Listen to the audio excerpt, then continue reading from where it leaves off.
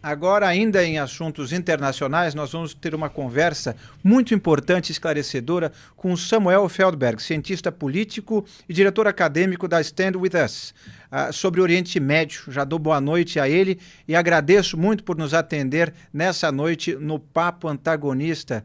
E eu já passo também a palavra para o Duda Teixeira fazer a primeira pergunta. Boa noite.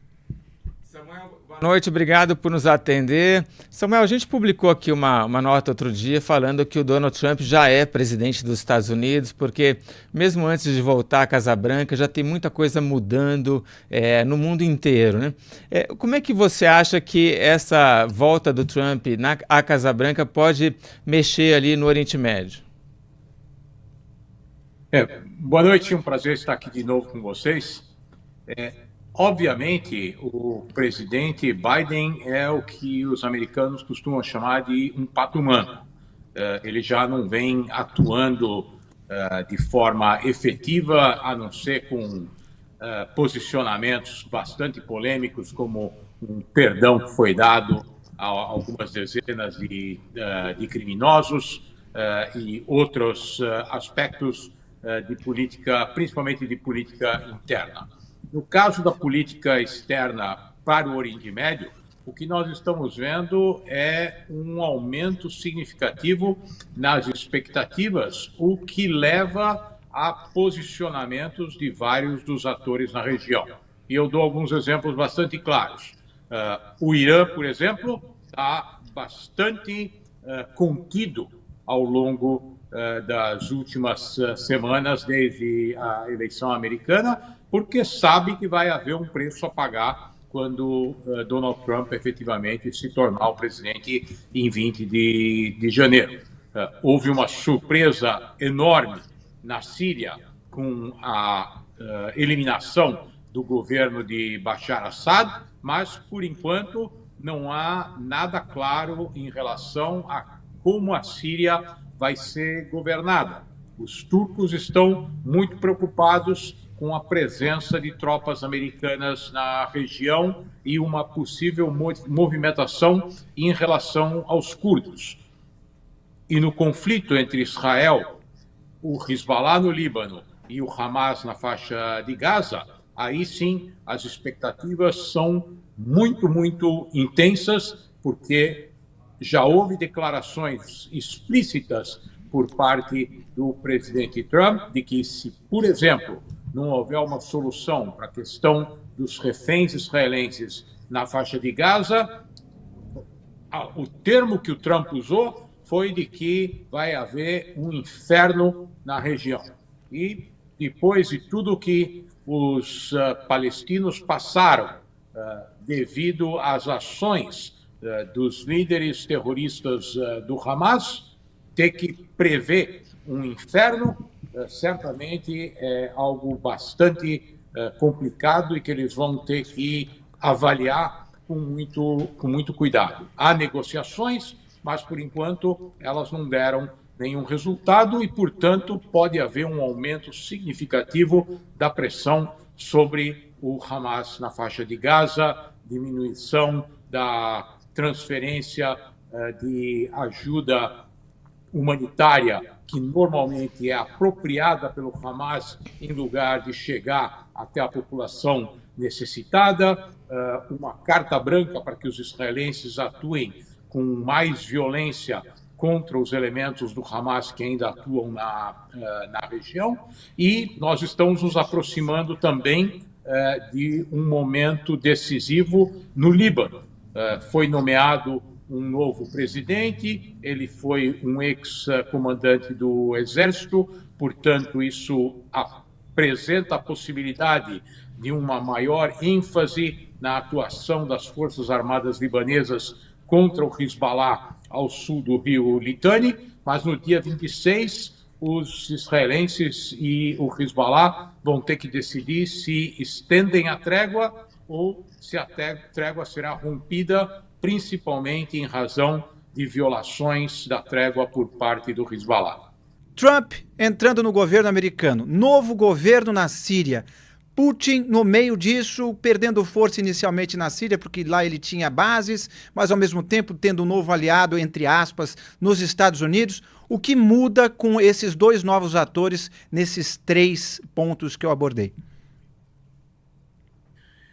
Como você colocou muito bem, não são somente 3 atores. Nós temos todo um universo de atores importantes no Oriente Médio e, principalmente no caso da Síria, há uma enorme expectativa para o que vai acontecer no futuro imediato, porque o que acontece na Síria influencia o que acontece na Turquia, influencia o que acontece em Israel, influencia o que acontece no Líbano, certamente também na Jordânia. Então vamos por partes.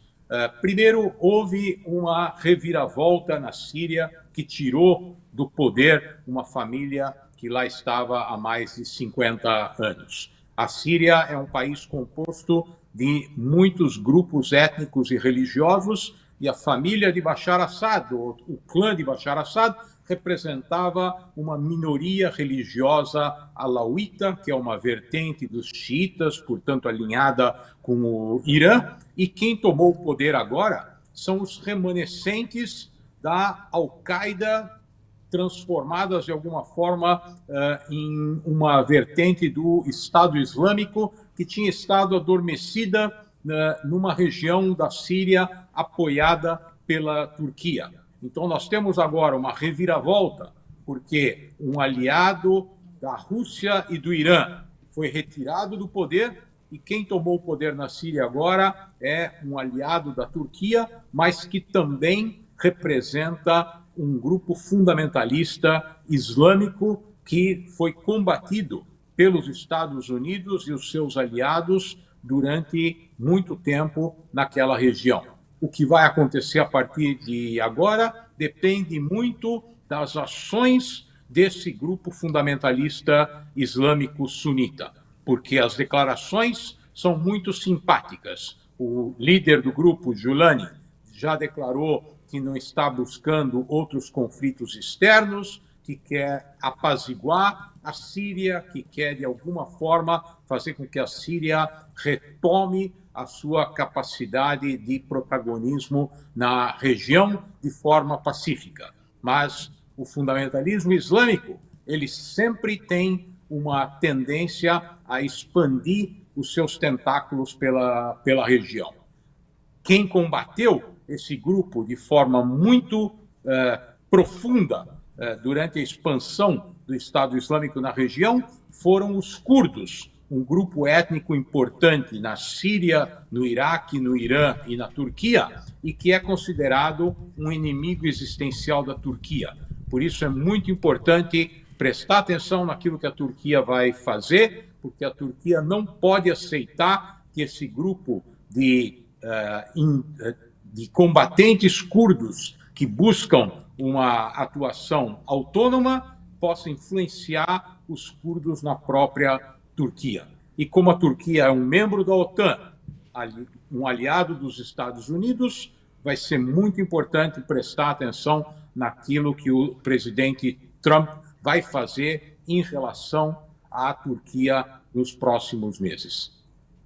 Muito bem, obrigado, professor. E temos uma pergunta de um telespectador que mandou aqui no nosso chat. A Daniela GM disse: o que o professor Feldberg pode nos dizer sobre esses pronunciamentos bombásticos do Trump sobre Groenlândia, Canal do Panamá e Canadá? Ele está mesmo numa fase expansionista ou ele está jogando lá em cima algo para conseguir negociar algo no meio termo? Sem dúvida nenhuma, os Estados Unidos não vão se posicionar de forma hostil contra o Panamá, nem contra o Canadá, seu principal vizinho, e nem contra qualquer país europeu. Nós estamos acostumados a ouvir bravatas do presidente Trump. Muitas vezes isso cria um ambiente de expectativa que, quando acontece uma ação efetiva, as expectativas já estavam tão ampliadas que qualquer ação parece relativamente amena. eu não daria muita importância a essas declarações. O canal do Panamá vai continuar funcionando como ele vem funcionando e é muito mais uma questão comercial em relação à China do que uma tentativa de reversão da autonomia que o Panamá recebeu há muitas décadas. O mesmo em relação à Groenlândia, professor?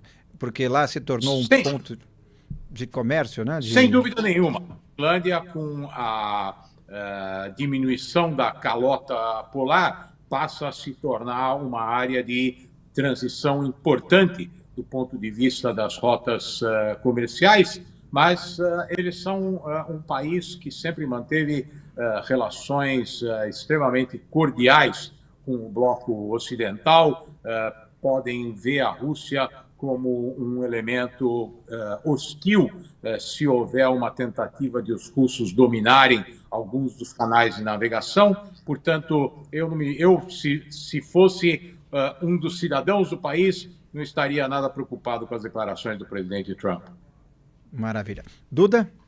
Samuel, como é que você vê esse caso do soldado israelense que estava aqui no Brasil, teve que sair fugido para a Argentina, porque tinha ali um pedido de uma ONG palestina que foi acatado pelo Ministério Público, pedindo uma investigação em relação a ele.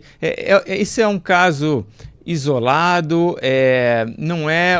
Que significado que tem isso para os israelenses?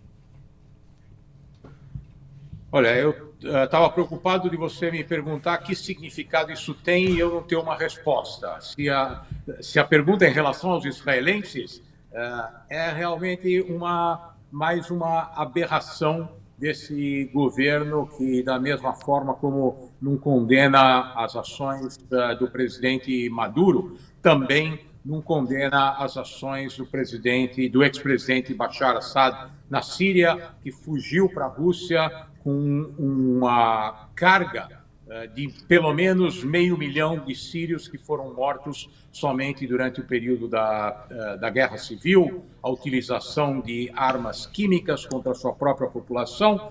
E quando se trata de um soldado israelense, um reservista que estava cumprindo com seu dever, defendendo a pátria e que certamente não cometeu absolutamente nenhum dos crimes que são imputados a ele, o governo brasileiro toma essa atitude que é inclusive ilegal. Não há nenhum embasamento legal para que o Ministério Público possa pedir a investigação contra esse ou qualquer outro soldado que eventualmente não tenha sido processado por alguma organização internacional legal. Essa ONG que apresentou as acusações contra o soldado é uma ONG que tanto que eu e você poderíamos ter criado no quintal da nossa casa ontem à noite para fazer exatamente o mesmo tipo de ação, com o objetivo, provavelmente, de simplesmente divulgar fake news, mentiras e tornar o Brasil, em lugar de ser um destino para o turismo do mundo inteiro, um lugar perigoso para qualquer turista que preze a sua segurança num sistema internacional legal. Imaginem, amanhã, uma ONG vietnamita pode eventualmente pedir a prisão de um soldado americano que atuou no Vietnã na guerra da década de 1970, baseado exatamente nos mesmos critérios. Duda? Samuel, agora, qual que você acha que seria o objetivo dessa ONG que você falou que poderia ter sido criada ali no fundo de quintal? É transformar o mundo inteiro num lugar inóspito para os israelenses? Você vê algum tipo de antissemitismo nessa campanha dessa ONG? Sem dúvida nenhuma. Onde estão as ações contra soldados russos que eventualmente cometeram crimes de guerra na Ucrânia? Onde estão as ações contra soldados do Congo que cometem crimes de guerra contra suas próprias populações? Onde estão as ações contra o governo da Venezuela, que vem prendendo seus cidadãos sem absolutamente nenhuma base legal. O objetivo dessa ONG é promover o sentimento de anti-sionismo, de antissemitismo, baseado em notícias falsas, baseado na falta total de qualquer evidência em relação a qualquer crime que eventualmente tenha sido cometido. Pois é. Professor, além dessa ONG, existem outros movimentos parecidos com outras organizações? Essa é usada aqui no Brasil, existem outras organizações em outros países agindo de forma semelhante? É um movimento orquestrado?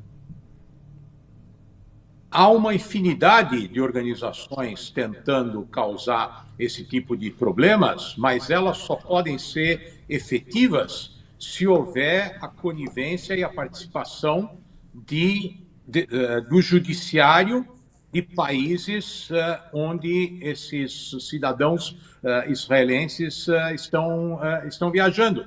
Se o judiciário brasileiro tivesse um mínimo de critério, ou se essa juíza brasileira tivesse um mínimo de critério, ela certamente não teria acatado o pedido de uma organização que não tem absolutamente nenhuma legitimidade. Então, é importante que aqueles que estão nos assistindo entendam que isso só pode funcionar como uma ação hostil quando há um juiz que não tem os critérios apropriados para acatar o pedido que não deveria ter sido reconhecido em nenhuma circunstância pela justiça brasileira. Pois é, e o governo argentino o acolheu, ele voltou, o soldado voltou para Israel e já manifestou que nunca mais pretende voltar ao Brasil. Essa é a consequência e que certamente vai ser seguido por outros colegas que poderiam vir aqui ao Brasil, não é, Duda? É isso aí. Samuel, eu queria voltar ao Oriente Médio. Fala-se muito na probabilidade de um ataque israelense com apoio dos Estados Unidos às instalações nucleares do Irã, agora com a volta do Trump à Casa Branca. Eu te pergunto o seguinte, há um bom motivo para que Israel e Estados Unidos não bombardeiem essas instalações nucleares? Porque me parece que é uma coisa que já está dada como certa, né?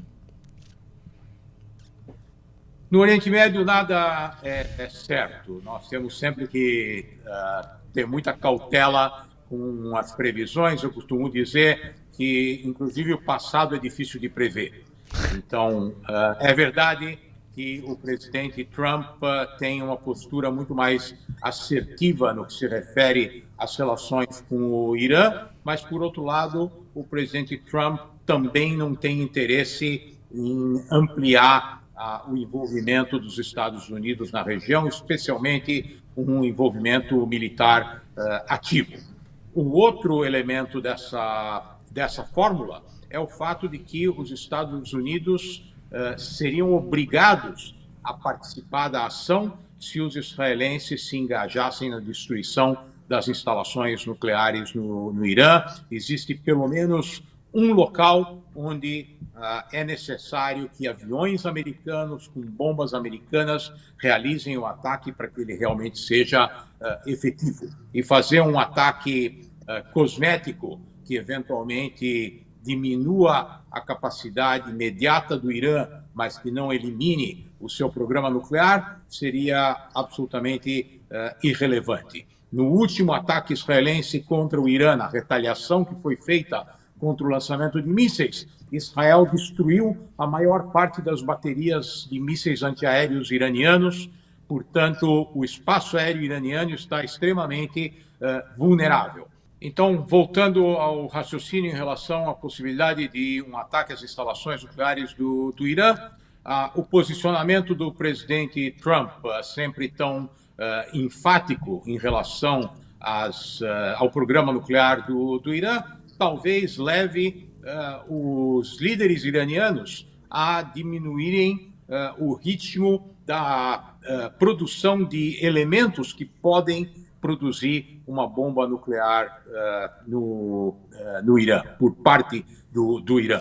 Então, eu não acredito que deva haver um ataque contra as instalações nucleares do Irã no curto prazo. Os iranianos estão vulneráveis, a sociedade iraniana está vulnerável, sofre uma crise econômica muito forte. O seu principal aliado no Líbano, o Hezbollah, foi praticamente destruído pelos israelenses. Portanto, os líderes iranianos devem estar bastante preocupados com o que está acontecendo no seu entorno e podem, eventualmente, acelerar o seu programa nuclear, mas sabem que, se isso for feito, eventualmente isso pode efetivamente gerar um ataque combinado dos Estados Unidos e de Israel. Mas, de novo, é muito difícil prever. No que nós podemos somente é definir os possíveis cenários. Ok. Professor Samuel Feldberg, muito obrigado pela sua participação no Papo Antagonista. Espero contar com você em outras ocasiões, tanto aqui no Papo Antagonista, como também, quem sabe, no Meio-Dia em Brasília, o outro jornal que apresentamos aqui na TV BMC e no nosso YouTube, todos os dias ao meio-dia. Boa noite, professor. Vai ser um prazer voltar a participar e, como você mencionou, o momento merchan, eu vou aproveitar para mencionar para aqueles que nos assistem que como o Oriente Médio é tão complicado, eu tomei a liberdade de gravar um curso Decifrando o Oriente Médio. Está divulgado na minha página do Facebook, no meu Instagram, Samuel Feldberg. Procurem lá o link para inscrição. E eu tenho certeza que todos aqueles que se interessaram pelo nosso papo aqui vão poder aproveitar bastante o conhecimento que está sendo disseminado naquele curso. Obrigado a todos. Muito obrigado.